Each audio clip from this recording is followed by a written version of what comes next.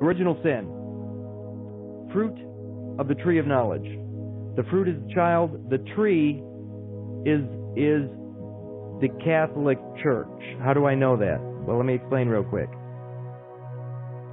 In Roman law, the first name is, or the praenomen, is known as the individual. And I said this Monday night, but I'm going to try to be a little clearer tonight.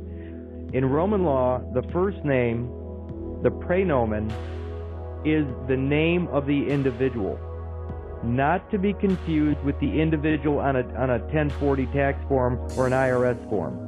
That individual is a completely separate, a completely different individual. It has all three names in that case. But in Roman law, the individual consists of a singular first name or praenomen. So in my case, my individual name in Roman law is Curtis. That's it. Now, the name in the second position, the name that holds second position is called the cognomen. The cognomen in the Roman law is known as the family name. The family name. So in my case, or the family name is Kallenbach. So when you put the praenomen and the cognomen together, you have both the individual name and the bloodline or family from which to which he belongs. That's it. Two names. When you start adding more than two, you start creating different things like titles and locations and everything. Well, let's just go one step further. If I move the name in second position, the second degree, if I move Kallenbach, my family name, into third position and squeeze in another name that most Americans believe to be their middle name, which is sometimes referred to as a baptismal name. In my case, that middle name is called Richard. So I got Curtis Richard Kallenbach. Well, what happens in a Roman law is that the Richard now displaces my family name, and now Richard becomes my family name. And the pledged name, the baptismal name, Richard, belongs specifically to the Catholic Church. More specifically, it belongs to the Jesuits. So what's funny is that I have my individual praenomen, Curtis, and I've displaced my family name, Kallenbach, to third position, and I've replaced the family with a new family. And it's the Catholic Church via the baptismal name, the pledged name, the Society of Jesus name, the Jesuit name, Richard.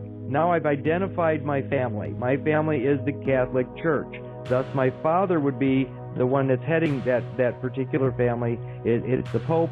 And also I've identified my mother, which is the Church or Mary. So now I've now, the original sin shows up quite clearly. I've now partaken or eaten the fruit, the child of the family or of the tree of knowledge. The tree is the Catholic Church, and knowledge is possession. When I lived through Curtis Richard Kallenbach, I have possession, which is knowledge.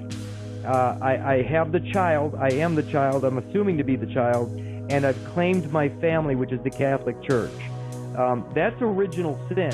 Why? Because I've done. If you know your 10 Commandments, the easiest one to think about right now is honor thy father and mother. You have destroyed that relationship by claiming a different bloodline, a different family, a different father, for crying out loud. I mean, if you take a baptismal name on as yourself, besides claiming the discarded DNA as yourself, what you've done is you've actually claimed the church as your family, and you've dishonored yourself completely. Not only that, you've adulterated yourself, because what is adulteration? It's the mixing of elements that don't belong together.